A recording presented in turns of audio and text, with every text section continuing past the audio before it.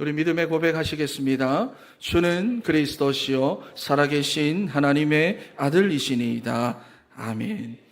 여러분, 성경에 보면은 유명한 사람들의 소명장이 나옵니다. 우리가 잘 아는 아브라함의 소명은 창세기 12장에 나오지요. 내가 너로 복이 되게 하겠다. 그리고 또 모세의 부르심은 출애굽기 3장에 나옵니다. 광야에 양을 치러 갔던 80세 노인에게 하나님이 타지 않는 떨기나무를 통해서 네가 선 곳은 거룩한 땅이니 네 신발을 벗어라 그랬습니다. 그리고 사도 바울의 소명장, 사도행전 9장이지요. 예수 믿는 사람들을 잡으려고 막 살기등등하게 다메섹을 지나고 있었는데 바리새인 중에 바리새인이었던 사울을 부활의 주님께서 만나 주셨습니다. 사울아 사울아 네가 어찌하여 나를 박해하느냐. 여러분, 그런데 이 소명장의 특징들이 다 있지요. 소명은 우리 스스로 하나님을 찾아가는 것이 아니라 하나님이 우리를 찾아오신다는 것입니다. 여러분, 그래서 보세요. 아브라함도 모세도 사울도 전혀 내가 하나님을 만나리라, 하나님을 찾으리라, 하나님의 일을 하리라 하는 그런 생각이 전혀 없었고 그런 생각을 할 수 있는 사람들도 아니었다는 것입니다. 아브라함, 우상을 숭배하는 정도가 아니라 아예 만드는 집안의 사람입니다. 모세, 젊을 때는 신앙생활도 좀 하면서 열심을 내봤지만은 도리어 상처만 받고 40년 동안 그 인생이 겉돌았잖아요. 바울, 혈통으로는 베냐민 지파, 율법으로는 바리새인 중에 바리새인입니다. 여러분, 그런데 하나님께서 그런 자들에게 찾아가셔서 만나 주셔가지고 하나님이 그들에게 소명을 주셨어요. 여러분, 오늘도 하나님이 이사야를 찾아오셔서 이상 가운데 소명을 주시는데 여러분, 이게 매우 중요한 일입니다. 우리가 하나님을 만나고 하나님의 일을 한다라고 했을 때 내가 하게 될 줄은 몰랐어요. 나는 원래 그것을 할 만한 사람이 아닙니다. 내가 믿을 줄 몰랐습니다. 그리고 또 여러분, 내가 하고 싶다고 해서 할 수 있는 것도 아니라 그 말이에요. 그런데 하나님께서 우리에게 찾아오시고 나를 만나주시고 만져주셔서 내가 하나님의 뜻과 계획대로 내가 사용되는 것, 그게 바로 하나님의 부르심이고 그렇게 내가 쓰임받는 것이 바로 하나님의 일인 것입니다. 여러분, 그래서 우리가 지난 2년 동안은 어떤 일을 막 자꾸 만들어내고 많은 일을 하기보다는 먼저 우리가 하나님의 말씀부터 계속 들으면서 말씀을 붙잡았어요. 그리고 그 속에서 많은 은혜와 응답들을 하나님이 주시면서 이렇게 이제 선교사님을 파송하는 이 엄청난 축복에까지 우리가 인도되어 온 것입니다. 여러분, 오늘 우리 선교사님들을 비롯해서 우리 아프리카 선교를 이제 담당하게 될 우리 진천의 모든 전도자들이 오늘 주시는 이 말씀을 통해 우리와 우리의 미래가 하나님의 어떠한 부르심 속에 있는지를 확인하게 되는 여러분, 그 은혜의 시간이 다 되시기를 바랍니다. 그래서 첫 번째로 하나님의 부르심은 어떤 부르심이냐? 첫 번째로 참된 의지의 대상을 찾게 하시는 부르심입니다. 1절 말씀을 한 번 더 읽어보겠습니다. 1절 시작. 우시야 왕이 죽던 해에 내가 본즉 주께서 높이 들린 보좌에 앉으셨는데 그의 옷자락은 성전에 가득하였고. 아멘.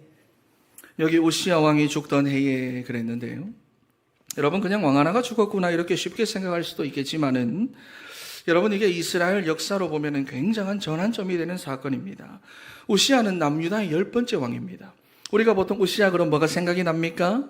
교만, 문둥병. 우리는 보통 그렇게만 딱 생각을 하는데 사실 우시야는 하나님 앞에서는 굉장히 선한 왕이에요. 16세의 왕이 되고 52년간을 통치하는데 하나님을 너무 잘 섬기고 믿음이 너무 좋고 역대하 26장 5절에 보니까 말씀 붙잡고 하나님을 막 찾으니까 하나님께서 그를 형통하게 해주셔가지고 그 시대에 나라가 막 부강했습니다. 그래서 블레셋, 아람, 암몬, 또 애굽 이런 나라들과의 전쟁에서도 다 승리해버렸어요. 여러분, 그런데 이 시기가 역사적으로 보면은 성경에서는 아수르라고 하는 이 아시리아가 막 치고 올라오는 그런 시대입니다. 여러분, 아수르가 이제 이때로부터 해서 약 130년 동안 이스라엘을 괴롭히는데요. 당시 지중해 연안을 이 아수르가 장악하고 지배하고 있었습니다. 그런데 유일하게 그 지중해 있는 연안에 있는 그 나라들 가운데 유일하게 조공을 못 받은 나라가 남유다였어요.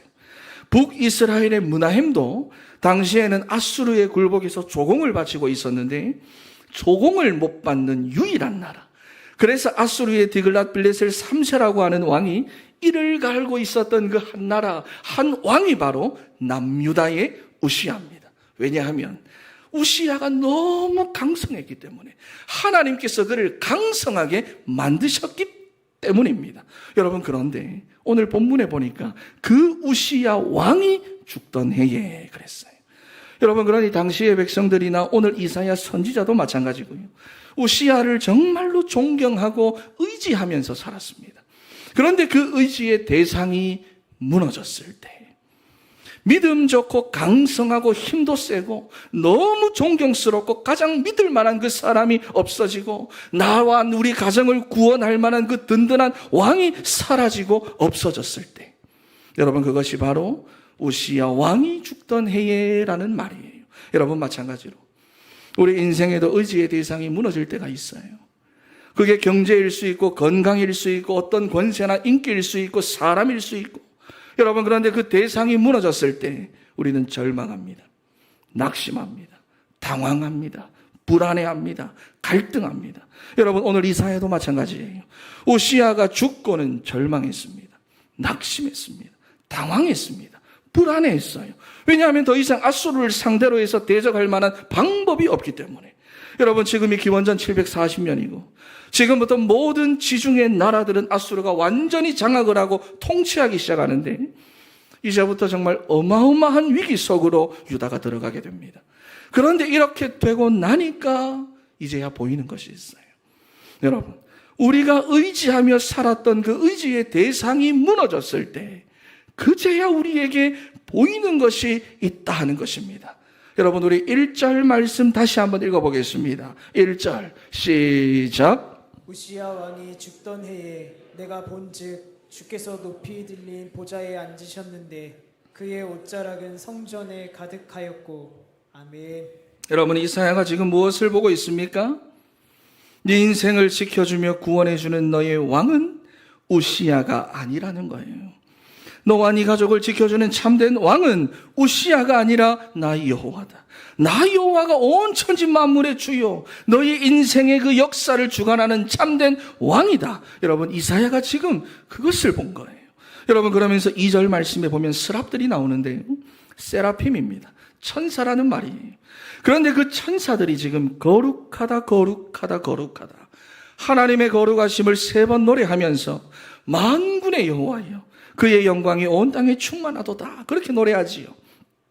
여러분, 3이라고 하는 것은 완전수고 하나님의 숫자인데, 하나님의 거룩하심을 3번 노래한다는 것은 완전하고 완전하신 하나님께서 온 땅에 충만하시다는 것을 노래하는 것이고, 우리가 이 땅에서 의지하며 살아야 할 참된 왕이 누구인지를 천사들도 외치고 있다는 것입니다.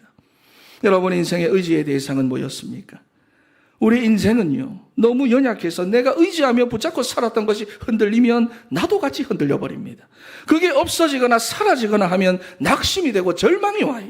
여러분, 지금 캄보디아 사건으로 나라가 막 떠들썩한데, 보이스피싱이나 텔레마케팅이나 사람이 사기를 당해서 평생 모은 재산을 잃거나 하면은 사람들이 막 낙심하고 절망을 하고 심해지면 우울증이 옵니다. 밤잠을 설쳐요.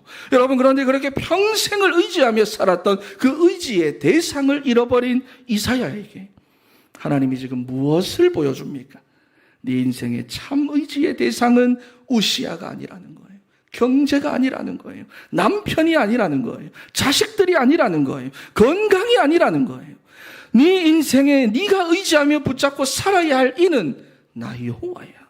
내가 천지 만물의 주인이고 모든 역사의 주인이고 모든 인생의 생사 화복을 주관하는 참된 왕이야 하는 것입니다. 여러분, 무엇 때문에 흔들리고 낙심하고 염려하고 걱정하고 불안해하고 갈등하며 살아오셨습니까? 잠언 3장 23절 말씀을 한번 보세요. 우리가 광야 같은 우리의 인생길을 평안히 행하며 우리의 걸음이 거치지 않고 우리가 누울 때에도 두려움이 없고 걱정 근심이 없고 갑작스러운 일에도 두려워하지 않을 것은 26절 말씀 한번 읽어보겠습니다. 시작. 대저 여호와는 내가 의지할 이시니라. 내 발을 지켜 걸리지 않게 하시리라. 우리 한 번 더 믿음으로 읽겠습니다. 시작. 대저 여호와는 내가 의지할 이시니라. 내 발을 지켜 걸리지 않게 하시리라. 믿습니까? 우리가 의지할 대상은 다른 게 아닙니다. 우리가 광야 같은 인생을 걸어가면서도 밤마다 잠을 설치지 않고 푹 잘 수 있는 비결이 뭐냐? 하나님을 의지하는 것입니다. 여러분 잠언서 29장 2절 25절 말씀도 보세요. 내가 붙잡고 살던 그 의지의 대상이 없어지고 사라지고 할 때 우리는 두려움에 빠지게 되는데요. 그러면 우리가 올무에 걸리게 되고 속는 인생을 살게 되어버립니다. 하지만 여호와를 의지하는 자는 안전하리라 그랬어요. 시편 84편 12절에는 주께 의지하는 자가 복이 있나이다 그랬습니다. 여러분 하나님을 의지하는 자가 안전한 인생을 살아가고 복된 인생을 살아가는 거예요. 여러분 그런데 우리가 하나님이 아닌 다른 것을 붙잡고 살아가다가 보면은 그게 흔들리고 무너지고 없어지고 사라지고 할 때가 있잖아요. 그래서 힘 빠지고 절망하고 낙심하고 흔들리고 우울해집니다. 그런데 거기서 여러분 그 절망을 역전시킬 수 있는 우리 인생의 진짜 의지의 대상, 여러분 그것이 거기서 보여지게 되는데 이게 정말로 보여지는 것이 바로 뭐냐? 보여지는 것이 하나님의 부르심입니다. 여러분 오늘 새벽에 원로 목사님이 이상하게 여러분 이런 말씀하셨어요. 제목도 생각이 안 나고 앞부분도 생각이 안 나는데 이상하게 입에 계속 맴돌고 생각이 난다 하면서 부르신 찬양이 있지요. 무슨 일을 당해도 예수 의지합니다. 그렇지요? 이 말씀 하셨지요? 제가 이거 듣자마자 하나님께서 주셨구나. 오늘 말씀 하나님께서 주신 말씀이구나. 더 확신이 생겼어요. 여러분 찬송가 543장 한번 불러볼까요?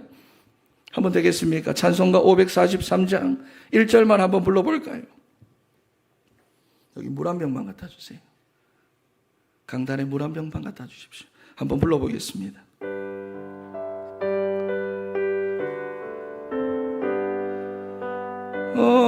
어려운 일 당할 때 나의 믿음 적으나 의지하는 내 주를 더욱 의지합니다. 세월 지나갈수록 의지할 것뿐일세. 무슨 일을 당해도 예수 의지하. 무슨 일을 당해도 무슨 일을 당해도 예수 의지합니다. 믿습니까? 여러분 시편 62편 2절 말씀해 보니까 다윗이 여러분 정말로 어렵고 힘든 시간을 보낼 때마다 다윗도 이 찬양을 불렀어요. 내가 무슨 일을 당해도 예수 의지합니다. 내가 하나님을 정말로 의지합니다. 그래서 시편 62편 2절에 보니까 나의 영혼이 잠잠히 하나님만 바라며 나의 구원이 그에게 나오는도다. 오직 그만이 나의 반석이시요 나의 구원이시요 나의 요새이시니 내가 흔들리지 아니하리로다 그랬어요. 여러분 어려움 중에 있으면서도 이게 보여지는 것이 바로 하나님의 부르심입니다. 여러분 마찬가지로 출애굽기 14장에 홍해 앞에 선 이스라엘 백성들이 다 원망하고 불신앙할 때 모세가 그러잖아요. 너희는 두려워 말고 가만히 서서 여호와께서 오늘 너희를 위하여 행하시는 구원을 보라. 여호와께서 너희를 위하여 싸우시리니 너희는 가만히 있을지니라. 여러분 홍해 앞에서도 이것이 보여지는 것이 하나님의 부르심입니다. 사무엘상 17장에는 여호와께서 나를 사자의 발톱과 곰의 발톱에서 건져내셨은즉 나를 저 블레셋 사람의 손에서도 건져내시리이다. 여러분 다윗이 골리앗 앞에서도 이게 보여진 것, 이게 바로 하나님의 부르심이에요. 여러분 우리가 걸어가고 있는 인생의 그 광야는 많은 문제거리가 있고 염려거리가 있고 갈등거리가 있지만 그 광야는 하나님의 부르심입니다. 믿습니까? 참된 의지의 대상이 되시는 하나님을 바라보라고 하는 부르심이고, 하나님께 맡기고 하나님께 인도받으라 하시는 하나님의 부르심이에요. 저를 따라 고백합니다. 내 인생의 광야는 하나님의 부르심이다. 내 인생의 광야는 하나님의 부르심이다. 참 의지의 대상을 찾게 하는 부르심이다. 참 의지의 대상을 찾게 하시는 부르심이다. 믿습니까? 여러분, 그런데 4절에 보니까 이상한 말이 나오는데, 하나님을 만났는데 이사야가 망했다라고 말합니다. 이상하지요?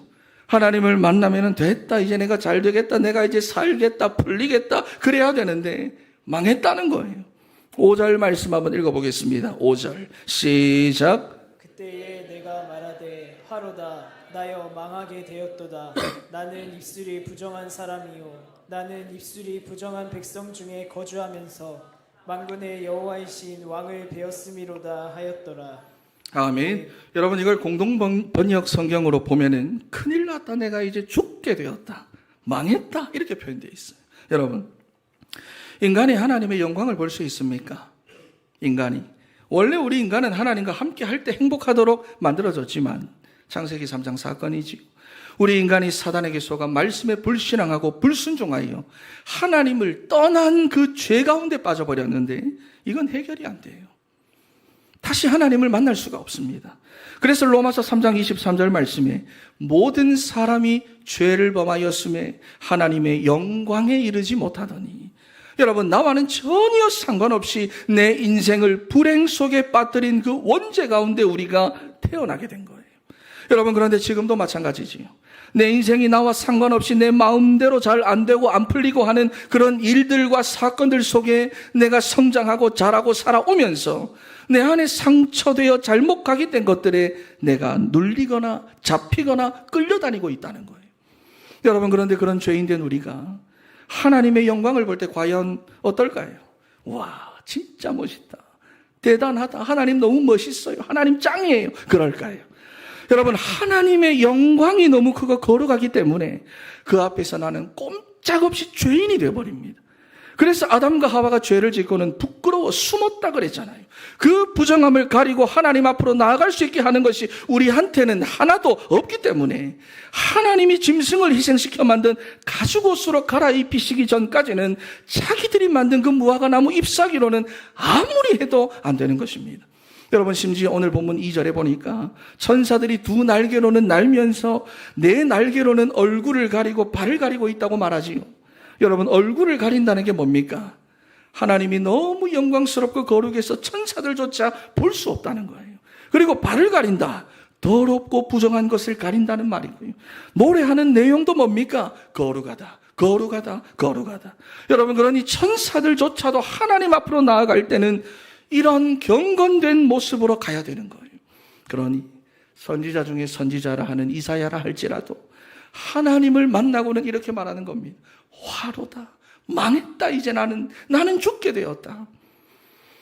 여러분, 우리가 왜 모여가지고 사진 찍을 때 보면은 자꾸 뒤로 가는 사람들 있잖아요. 얼굴 작게 나오려고, 내 얼굴 크다는 것을 자꾸 숨기려고. 그래서 사진을 찍어도 자기 얼굴보다 큰 사람들하고만 찍고 막. 여러분, 제가 만약에 장동건이나 원빈이나 현빈 이런 사람들 곁에 있으면서 사진을 찍으면 제 얼굴이 어떻게 나올까요? 제 얼굴 어떻게 나올까요? 이렇게 혼자 나오니까 이렇게 하지. 같이 나오면 어떻게 될까요? 오징어 돼버립니다. 그렇지요. 부끄럽고 민망해서 같이 서 있을 수가 없다, 그 말입니다. 여러분, 마찬가지로 우리 인생은 존재 자체가 하나님 앞에 설 수 없는 죄의 상태고 하나님은 거룩하신 분인데 우리가 무슨 자신감으로 그 앞에 섭니까? 죄에 대한 부끄러움과 수치로 우리는 설 수 없고 죽어버려요. 우리가 하나님 앞에 서면 꼼짝없이 내가 죄인 되고 오징어가 돼버리는데 무슨 배짱으로 우리가 하나님 앞에 나갑니까? 여러분, 그래서 이사야가 오늘 화로다, 내가 죽게 되었도다, 그렇게 말했을 때 이사야가 하는 것은 하나도 없고 하나님이 하시는데 천사들을 보내가지고 핀 숯불을 그 입에 갖다 대면서 뭐라고 말씀하시지요? 악이 제하여 졌고 죄가 사하여 졌느니라 그랬어요. 그제야 설 수가 있는 거예요. 여러분, 핀 숯불은 거룩하심입니다. 하나님의 거룩하심이 우리에게 닿을 때 우리의 죄 문제가 사라지고 우리에게 역사하던 흑암의 세력들이 무너지고 우리가 새로운 사람, 새로운 피조물이 되는 것입니다. 그래서 로마서 3장 24절 말씀에 아까 23절에는 모든 사람이 죄를 범했으며 하나님의 영광에 이르지 못한다 그랬는데 바로 그 다음 24절에서는 그리스도 예수 안에 있는 속량으로 말미암아 그 은혜로 값없이 의롭다 하심을 얻은 자 되었느니라 그랬어요. 여러분, 그러니까 우리 인생에 닿은 그 하나님의 거룩하심, 내 인생에 닿고 우리 자녀들 인생에 닿은 그 하나님의 거룩하심, 그 거룩하심이 바로 예수님입니다. 빌립보 2장 6절 말씀에 그는 근본 하나님의 본체시나 하나님과 동등됨을 취할 것으로 여기지 아니하시고 오히려 자기를 비워 종의 형체를 가지사 사람들과 같이 되셨다 그랬어요. 여러분, 우리 인간의 모습으로 자기를 낮추시지 않으면 우리가 하나님을 만날 수 없고 그 영광 앞에 설 수 없으니까 하나님이 자기를 재단하시고 자르시고 낮추시고 자기를 절제하셔서 종의 형체로 우리 가운데 오신 것입니다. 그래서 로마서 8장 1절 말씀에 뭐라고 말씀하지요? 그러므로 이제 그리스도 예수 안에 있는 자에게는 뭐가 없다? 정죄함이 없나니. 우리가 이제 그리스도로 말미암아 더 이상 하나님 앞에서 죄인이라 정죄함 받지 않고요, 하나님의 영광을 보고도 살아남을 수가 있게 된 것입니다. 그래서 유다서 1장 24절에 보면 이런 말씀이 있어요. 능히 우리를 보호하사 거침이 없게 하시고 우리로 그 영광 앞에 흠이 없이 기쁨으로 서게 하시리. 누구라고 말씀합니까? 누구라고 말씀합니까? 그 뒤에 보면은 우리 주 예수 그리스도로 말미암아 그랬어요. 하나님의 영광과 위엄과 권세와 권력이 영원부터 영원까지 있을지어다. 여러분, 그러니 이제 우리는 예수님을 통해서 하나님의 거룩하심을 볼 수 있게 되었고 흠이 없는 자로 하나님의 영광 앞에 기뻐할 수 있는 자가 되었고 그분의 나라에 동참할 수 있는 그런 자가 된 것입니다. 그래서 예수님이 오시고 하셨던 말씀이 천국이 가까이 왔느니라 그랬어요. 여러분, 그러니 여러분의 삶을 예수 이름 안에 담으시기를 바랍니다. 그리고 예수 이름을 전하는 일에 여러분의 생을 들이시기를 바랍니다. 그래서 세상 모든 인생들의 삶에 하나님의 거룩하심이 닿게 하고 여러분의 가정에 하나님의 거룩하심이 닿게 하고 저 차드 땅에도 하나님의 거룩하심이 닿도록 여러분 그리스도를 발견하게 하시고 증거하게 하시는 그 은혜의 부르심에 여러분이 감사하며 반응하는 우리 사랑하는 진천의 성도 다 되시기를 바랍니다. 여러분, 그래서 8절 말씀 한번 읽어보겠습니다. 8절 시작. 또 주의 목소리를 들으니 주께서 이르시되 내가 누구를 보내며 누가 우리를 위하여 갈고 하시니 그때 내가 이르되 내가 여기 있나이다 나를 보내소서 하였더니 아멘. 여러분, 이렇게 하나님의 부르심을 받은 사람의 삶은 어떤 삶이 되어 나타나느냐 하니까 내가 여기 있나이다 나를 보내소서, 나를 사용하소서. 여러분, 은혜를 내가 받았다 하면은 좋다, 은혜 된다, 너무 좋다, 기쁘다 이렇게 말로만 끝내서는 안 됩니다. 은혜를 내가 받았으면은 그 은혜는 뭐냐? 사명이에요. 내가 받은 은혜는 내게 주신 사명입니다. 그 사명을 여러분 과연 내가 어떻게 사용하고 있는가? 사용하지 않으면 아무리 좋은 것도 여러분 낡고 녹슬고 사라지고 못 누리는데 여러분 은혜라는 것은요 받는 것만이 아니라 내가 가지고 누리면서 다른 곳에 써야 되는 것입니다. 그래서 내가 먼저 은혜를 받았다고 하면은 내가 하나님 앞에서 내가 여기 있나이다 나를 사용하소서, 나를 보내소서, 내가 하겠습니다. 그래야 돼요. 여러분, 그래서 우리 가정을 살리는 일 누가 해야 됩니까? 은혜 받고 있는 내가 하겠습니다. 우리 삶의 현장 누가 살립니까? 은혜 가운데 있는 내가 하겠습니다. 저 아프리카에 있는 저 차드 땅, 저 땅에 있는 저 수많은 사람들 누가 살릴 수 있습니까? 은혜 받은 내가, 은혜 받은 우리 진천교회가 하나님 내가 여기 있사오니 나를 쓰시옵소서, 내가 하겠습니다. 할렐루야. 여러분, 그래서 교회는요 은혜 받은 사람들이 많은 교회가 좋은 교회인데 은혜 받았다라는 것을 어떻게 알 수가 있느냐? 은혜 받은 사람들은 하나님 앞에 자기를 기쁨으로 헌신하며 자기의 유익이나 자기의 존재가 아니라 하나님의 나라를 위해 섬기며 살아갑니다. 여러분, 오늘 이사야는 소명을 받았습니다. 이 부르심은 의지의 대상이 없어진 절망의 때에 그 절망을 역전시키게 하시는 하나님 참된 의지의 대상을 알게 하는 소명이고, 죄인된 우리 인생에 찾아오셔서 주신 은혜의 소명이고, 그 은혜로 인하여 우리에게 새로운 사명을 허락해 주시는 소명입니다. 여러분, 그러니 누가 나를 위하여 갈고 누가 할고, 여러분, 그 음성을 내가 들었다는 것은 그게 나의 사명이에요. 부담 느끼는 거 여러분 사명입니다. 더 이상 도망가지 마세요. 저건 내가 해야 되는데, 자꾸 저거 내 눈에 들어오는데, 그게 여러분 사명입니다. 누가 저거 안 하냐? 그게 사명이에요, 여러분. 그런데 내가 발견했는데도 불구하고 내가 하지 않는다. 어떻게 될까요? 그때부터 나는 참견하게 되고, 비난하게 되고, 불평하게 되고, 시비 걸게 되고, 정죄하게 되고, 왜 그거 아무도 안 하냐? 우리 교회 왜 그러냐? 나 혼자만 그렇게 점점 더 멀어지게 되는 것입니다. 여러분, 그런데 내가 발견하고 내게 보이는 것을 내가 하게 되면은 그때부터는 하나님이 나를 통해 놀라운 일들과 역사들을 행해 나가시는데, 내가 할 수 없거나 내가 상상할 수도 없었던 일들까지도 하나님께서 하게 하시는 거예요. 여러분, 그렇게 우리 진천교회가 지금까지 그런 분들의 헌신으로 지금까지 왔습니다. 작은 공사 하나를 해도 은혜 받은 여러분의 헌신으로 우리는 지금까지 왔어요. 여러분, 이제 아프리카로 선교사님들을 파송합니다. 아프리카 선교 여러분 누가 합니까? 누가 합니까? 옆에 계신 분들에게 고백하겠습니다. 은혜 받은 우리가 합니다. 시작. 한 번 더 고백합니다. 여러분, 가정복음화, 가문복음화 누가 합니까? 은혜 받은 내가 합니다. 시작. 믿습니까? 여러분, 은혜는 사명입니다. 광야는 소명입니다. 반드시 기억하셔야 돼요. 여러분, 그랬더니 두 번째입니다. 하나님께서 이사야에게 어떠한 답을 주느냐? 이 땅에 그루터기다. 이렇게 부르시지요. 13절 말씀 한번 읽어보겠습니다. 13절 말씀 시작. 그 중에 10분의 1이 아직 남아있을지라도 이것도 황폐하게 될 것이나 밤나무와 상수리나무가 배임을 당하여도 그 그루터기는 남아있는 것 같이 거룩한 씨가 이 땅에 그루터기니라 하시더라. 우리 한 번 더 읽어보겠습니다. 시작. 그 중에 10분의 1이 아직 남아있을지라도 이것도 황폐하게 될 것이나 밤나무와 상수리나무가 배임을 당하여도 그 그루터기는 남아있는 것 같이 거룩한 씨가 이 땅에 그루터기니라 하시더라. 아멘. 여러분 잘 보셔야 됩니다. 그루터기가 무엇입니까? 그루터기 남은 자입니다. 오시아라고 하는 의지할 대상이 사라지고 아수르에 의해 밤나무, 상수리나무가 배임을 당하는 것 같이 그 땅이 황무하여지고 황폐하여져도 거기에는 남은 자들이 있다는 거예요. 여러분, 왜 남아 있습니까? 왜 남아 있습니까? 오늘 여기 보니까 거룩한 씨가 이 땅에 그루터기다 그랬어요. 거룩한 씨가 뿌려져 있어요. 여러분, 거룩한 씨는 언약의 말씀입니다. 복음이에요. 그러니까 복음 가진 언약의 사람을 말하는데, 우리 인생이 여러분 아무리 연약하고 부족하고 또 어려움 중에 있다 하더라도 잊지 마세요, 여러분. 우린 남은 자입니다.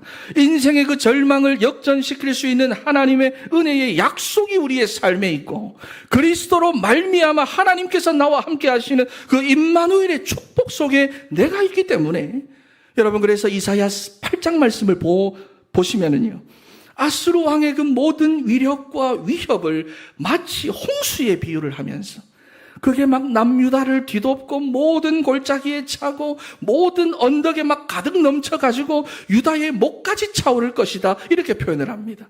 그런데 이사야 8장 8절 말씀에 아수르 왕의 그러한 위협과 위력에도 임마누엘의 축복 속에 있는 우리의 삶에는 임마누엘의 날개가 펼쳐져서 우리의 땅, 우리의 삶에 가득하게 되리라 라고 말씀합니다. 여러분, 그러니까 구원받고 하나님의 자녀된 우리의 존재 자체가 남은 자고, 우리는 절대로 망하지 않습니다. 우리 옆에 계신 분들에게 고백합니다. 당신은 남은 자입니다. 시작. 여러분, 그리고 또 그루터기는 남겨질 자입니다. 여러분은 왜 남겨둡니까? 왜 남겨둡니까? 이유가 있기 때문이에요. 이사야 60장 1절 말씀에 어떤 이유가 있습니까? 일어나라, 빛을 발하라. 여호와의 영광이 내 위에 임하여 있다. 여러분, 현장의 상태를 알고 하나님을 알게 하는 그 영광의 빛을 비춰야 되는 사명이 우리에게 남아있기 때문에 남겨질 자입니다. 여러분, 그래서 출애굽기 3장에 아까 전에도 말씀드렸지만 모세가 하나님의 부르심을 받는 장면이 나오잖아요. 나이가 80입니다, 여러분. 그런데 시편 90편이 모세의 시편인데 거기 10절 말씀에 어떤 말씀이 나옵니까? 우리의 연수가 70이요 강건하면 80이라 모세의 시편입니다. 그러니까 모세가 지금 육신적으로는 어떠한 상태냐? 죽을 때가 되었다는 거예요. 그런데 그 80의 부름을 받고도 사명이 남아있으니까 하나님께서 120살까지 살게 하시는 거예요. 남겨질 자입니다.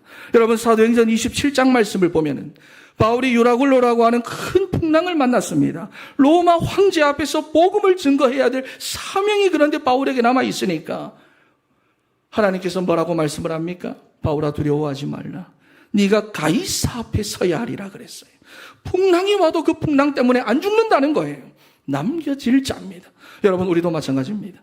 구원받고 하나님의 자녀된 우리가 주신 은혜를 따라 우리 삶의 현장을 바라보고 아프리카 차드 땅을 바라보며 사명을 감당하고 있으니 우리는 남겨질 자인 줄 믿습니다.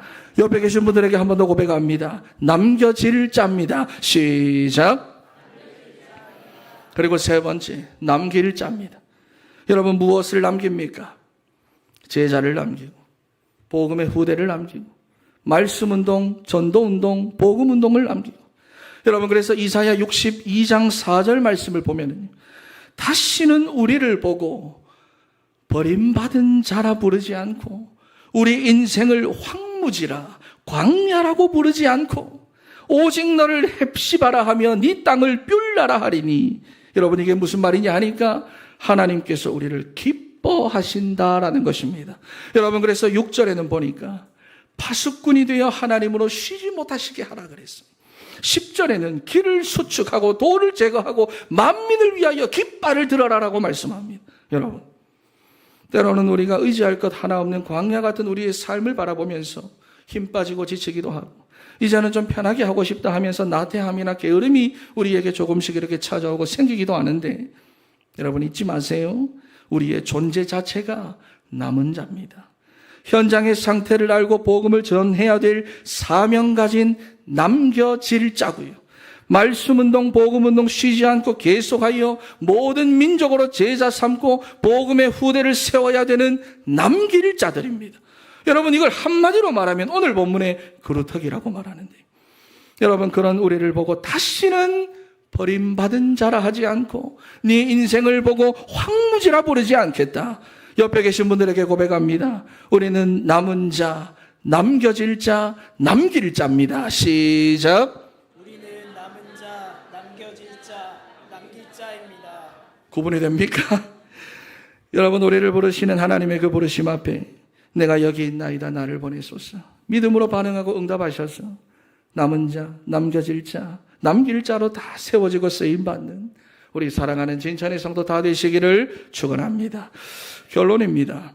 여러분, 프로크루테스의 침대라는 심리학 용어가 있습니다.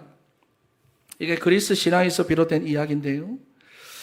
프로크루테스가 지나가던 행인을 붙잡아가지고 자기의 침대에 눕히고는 자기 침대보다 행인의 키가 작으면 억지로 막 잡아가지고 늘려가지고 죽이고 그리고 그 침대보다 크면 잘라가지고 죽이는 거예요.